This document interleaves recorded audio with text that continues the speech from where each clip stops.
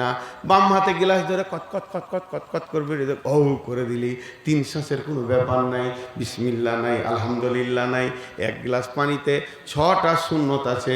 প্রথম নম্বরে ডান হাতে পান করা 1 নম্বর, 2 নম্বর হচ্ছে বসে পান করা, 3 নম্বর হচ্ছে দেখে পান করা, 4 নম্বর হচ্ছে 3 শ্বাসে পান করা, 5 নম্বর হচ্ছে বিসমিল্লাহ বলে পান করা, 6 নম্বর হচ্ছে আলহামদুলিল্লাহ বলে শেষ করা। 1 গ্লাস পানিতে 6 বার রসুলকে পাওয়া যাবে। 1 গ্লাস পানিতে 6 বার রসুলকে পাওয়া যাবে।